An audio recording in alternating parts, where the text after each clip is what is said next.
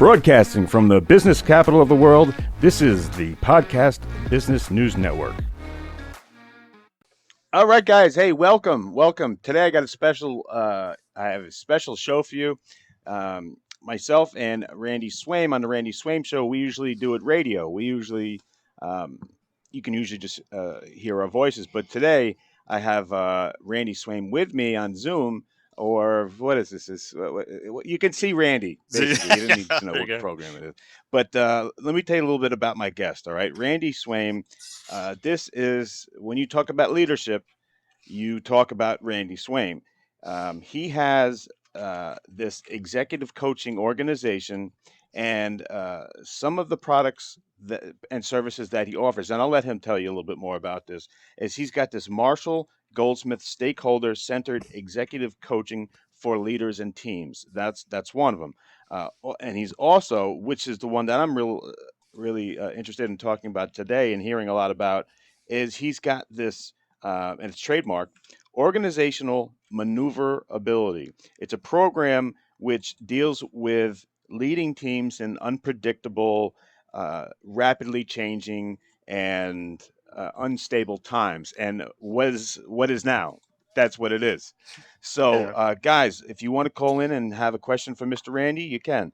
631-730-7376. Or if you want to use the instant feedback, it will go to my producer. Just give me your name, city, or state. And if you're bashful, just say anonymous. And if he thinks it's appropriate, he'll read it to Randy. Randy will answer it live on the air, and you get to hear the answer from Randy in your home, business, or car. So, guys, with no further ado, it's my pleasure to bring back the Randy Swaim Show with the one and only Mr. Randy Swaim. Hey, Randy, how are you today, buddy? Outstanding. Great to see you again. So cool.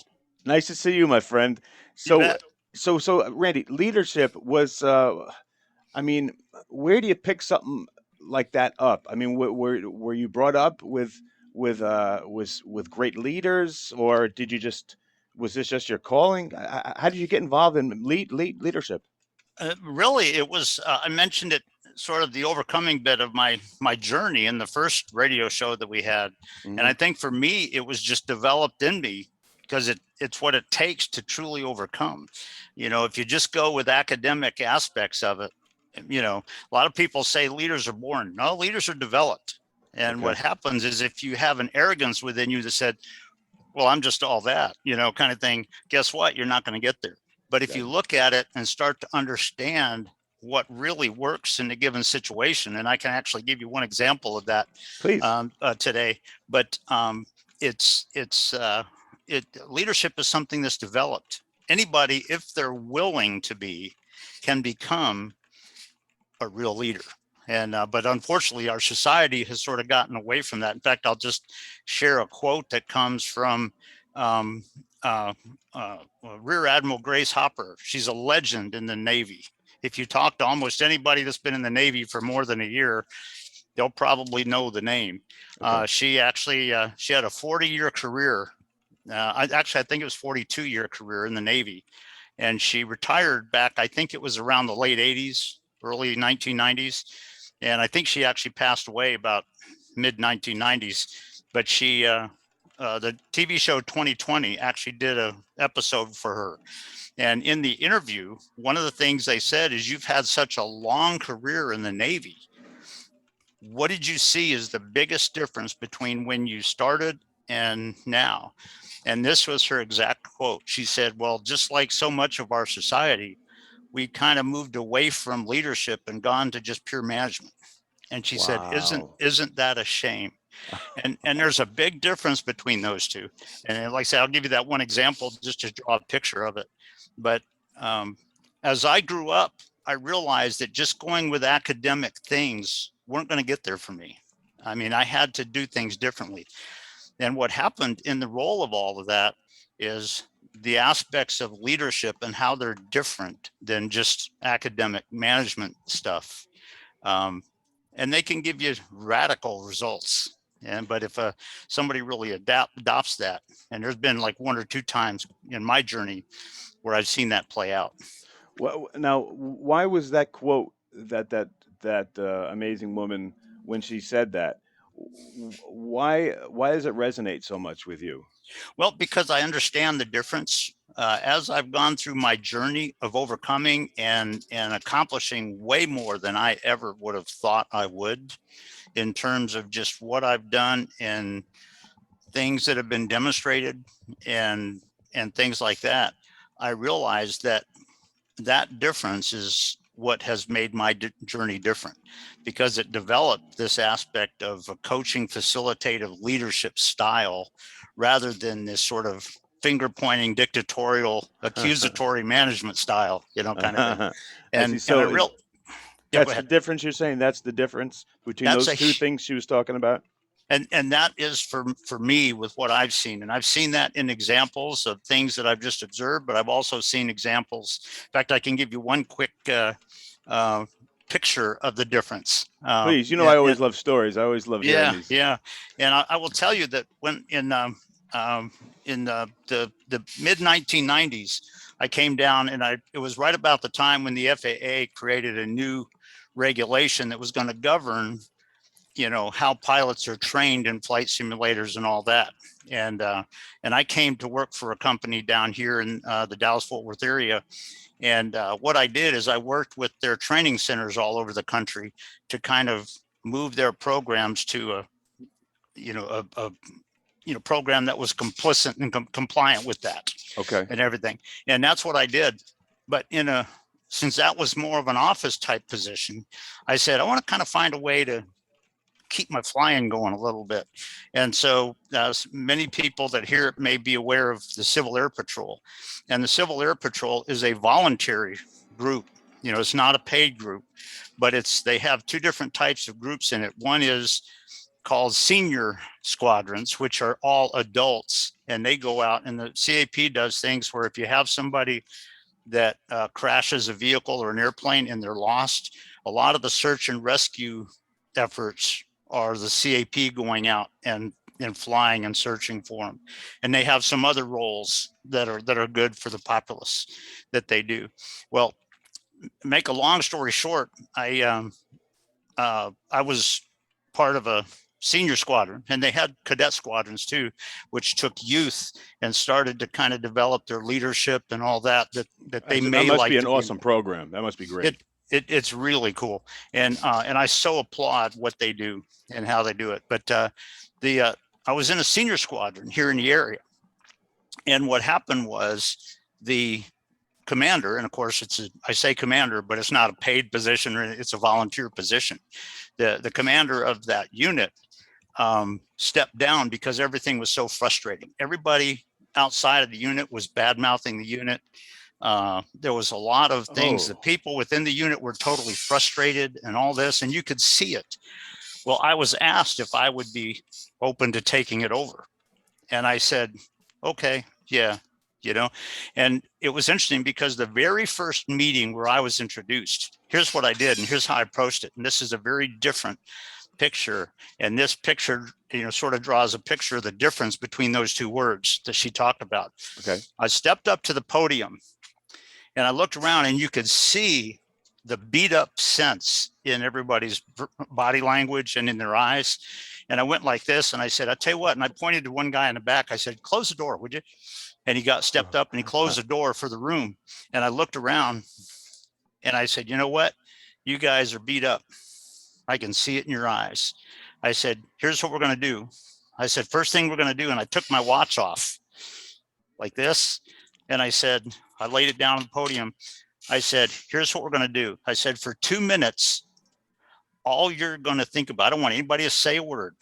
Well, actually, I said 2 minutes. Sorry about that. 1 minute, 60 seconds.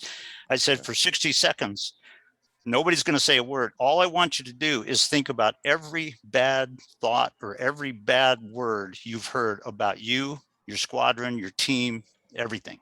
That's all you're going to focus on. And I said, the reason for that is when we're done, you're never going back there again. I said, get it out of you. I said, everybody ready? And I went like this and I sat down. And 1 minute later, I stood back up at the podium and I went like this and I put my watch back on. And I said, you guys ready to create something different? Nice. And everybody's kind of going, Yeah, yeah. And here's what I told them. I said, I want you to understand that when you go out there for the next couple of weeks, you're still going to hear some of the same things. And I said, because they don't know it, but you're not going to argue with them. You're not going to debate them. You're not going to fight them. You're not going to try to win the debate. I said, the only thing you're going to do is you're going to look them straight in the eyes and you're going to say, come talk to us in 3 months. Nice. And that's it. Feeding forward. And then, so then what I did is I passed out some Post-it notes, and on the board, I drew a line and said pluses and minuses. I said, draw on those Post-it notes and give them to me what you think needs to be improved in the squadron. And the group, put together probably about 15 little Post-it notes, and I put them all on the board. I said, now tell me what you like about the squadron. And they wrote out about another 15 or so and put it over here. And then I went through and I simply read all of the ones that were negative. And I said, we're going to be changing that. And then I went over to the positive ones. I said, we're going to even improve these. And you could see the whole demeanor was different. I would think. And one of the things that I also said is, I said, historically, the commander just stepped up and led the meeting. And I said, that's not what we're going to do. I said, I'm going to be here. And yeah, I'm the commander, but the office holders are going to be the ones that run the meeting. I said, when it comes to operations, you're going to have the ops guy come up and talk. When it's training, you're going to have the training guy come up and talk and stuff like that. And the whole demeanor changed as we went forward. You could see it in their eyes, kind of. You could. And what was amazing is that the difference was so incredible and miraculous, if you will, that one of the people that was there came up to me and he said, hey, I was talking to this guy and I didn't know it, but it turns out he's a writer for a magazine. And he said he wants to write an article in their magazine. There's a magazine that was called, I don't know if it's still in existence or not, because this was like 26 years ago. But the magazine was Wings Over Texas. And it was an aviation thing about CAP and what they're doing. And he said, he wants to write an article about us. What do you think? And I told him, I said, tell him to do that, but under one rule. And he said, what's that? And I said, he's got to write it in the third person. He said, he doesn't mention my name. He gives credit to the squadron. Nice. And they did. They published a really good article about what we had done and everything. But it's the bottom line is that's a key picture of the difference between somebody that just comes up and says, well, we got to do this. This is our mission, that kind of stuff. Right. As opposed, you lead people, you find out what they struggle with. You help them get a sense of getting beyond it. And you can make radical results when you do that. Randy, if I was in that audience, I would be saying, hey, look, here's a real guy. Here's one of us. Here's a guy that's no BS, and here's a guy I'll get behind, and I'll do what he says. Is that leadership? I believe it might be. Yeah, you know what? It's a big part of it. It is. And when people believe in who you are, and when they believe in the fact that you care about them, and you're not just trying to pat yourself on the back kind of thing. Right. It's like so many people are. Yeah, unfortunately, that's true, and that's very common in society, kind of thing. But that's not leadership. Leadership is dramatic differences that occur because a leader does it a little different. And thanks for that story, man. Randy it's a Swaim. picture of it. That's beautiful. Mr. Producer's got a bunch of people that want to talk to you, but right before that, can you tell people just a little bit about what you're offering, the services, how people get a hold of you, and then we'll get into your fans here, okay? Okay, thank you. So, so let me know. Just very quickly, the big thing I'm into is coaching. So if you're looking for somebody to come in and tell you what to do, I'm not going to do that. But what I will do is engage with my clients and ask them the questions that they never thought of that can help them revolutionize their insight and their vision of what they're wanting to do, what's really standing in the way, what do you need to do to get over that and get beyond it and accomplish what you're looking to do. And I do that with executive coaches, obviously. Obviously, I do the same kind of thing. In fact, the technique that I used with them in that unit actually works with rising stars as well and youth. Instead of saying, well, you got to do this, what's it going to take to get around that? I know you're struggling with that right now. You know what? We all struggle with that. What's it going to take to get beyond, kind of thing.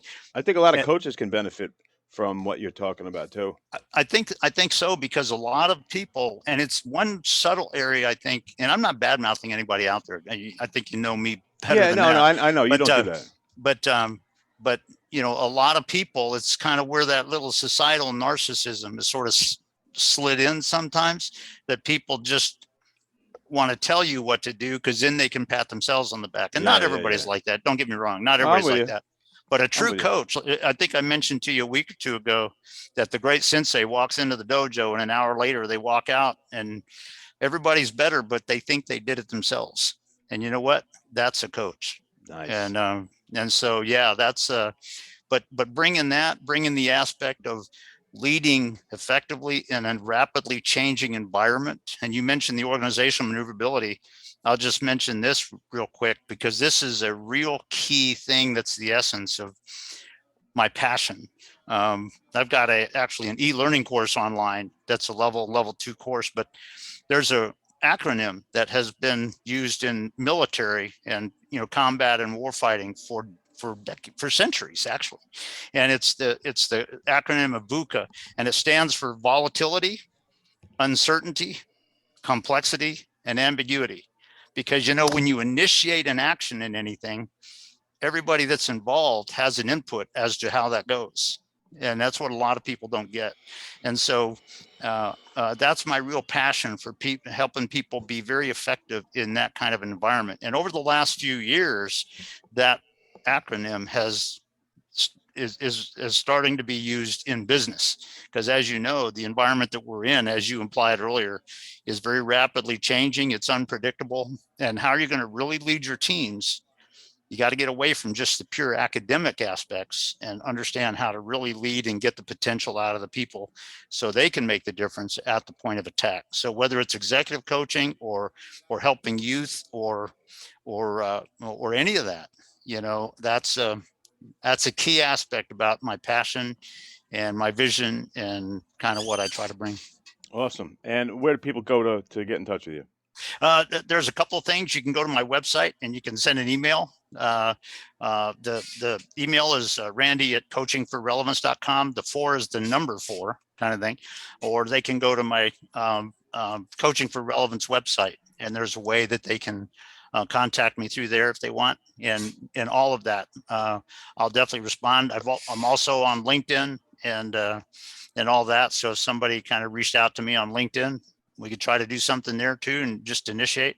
And as we've said before, I don't do sales pitches. Now, if you've got a need and you want me, okay, yeah, we'll come up with something. But I just try to build relationships with people. Gotcha. And so you don't have to have a threat that says in the first 5 minutes where I'm going to say, here, will you give me this money and we'll talk? It's not going to be that kind of thing at all. So I gotcha. So Mr. Producer, do we have time for any questions or what?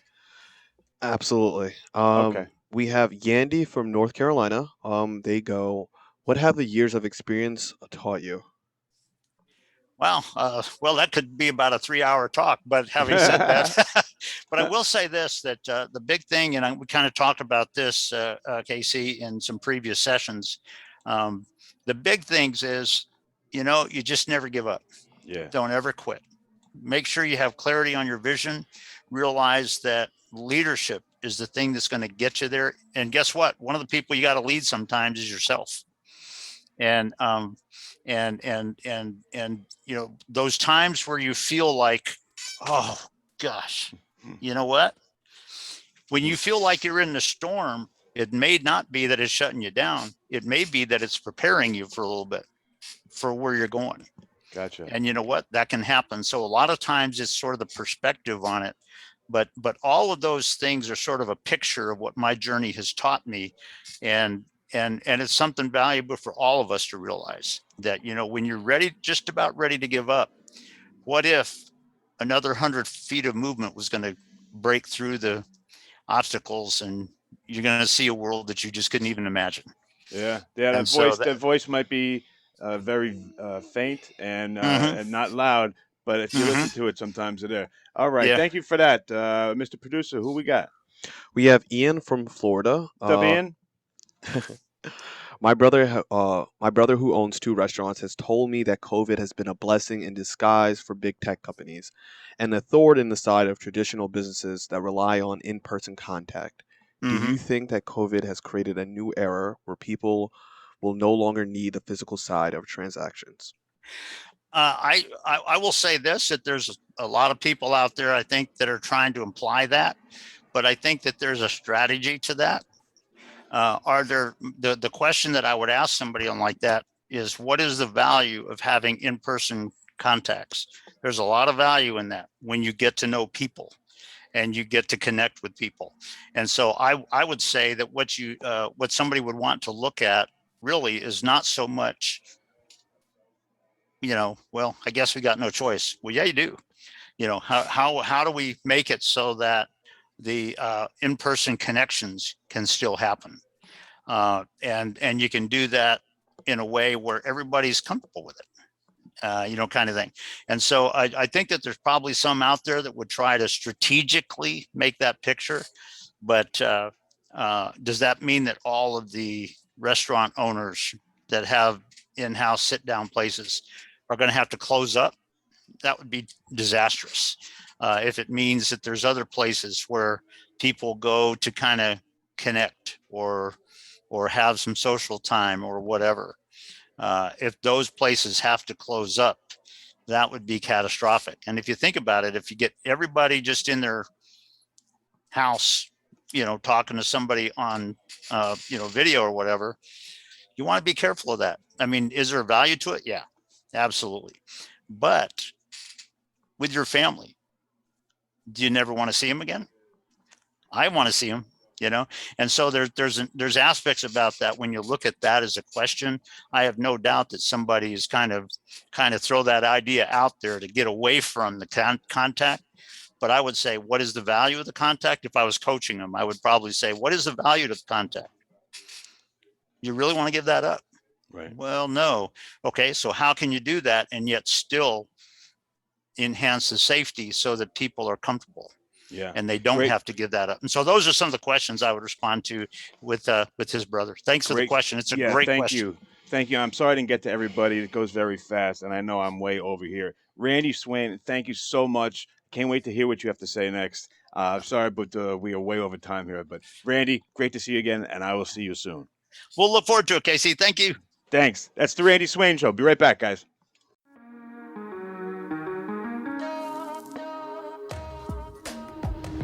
Broadcasting from the business capital of the world, this is the Podcast Business News Network. For nearly 2,000 severely injured veterans, everyday life has become filled with barriers. Day-to-day simple tasks can become pretty daunting. I have to carry my chair up 2 flights of steps or have somebody do it for me. What scares me the most is just the falling. When I'm struggling with my house, I think, to have that one great barrier just knocked down, I mean, it's crucial. Home for Our Troops is a wonderful nonprofit that builds a mortgage-free, fully adaptive, handicap-accessible house. And there's no catch. It'll be our very first home that we've ever owned. This is a game changer. This is where your life begins again. We need you to join us in completing this important mission. Please visit hfotusa.org and help build homes and rebuild lives. Because of you, everything's going to be okay.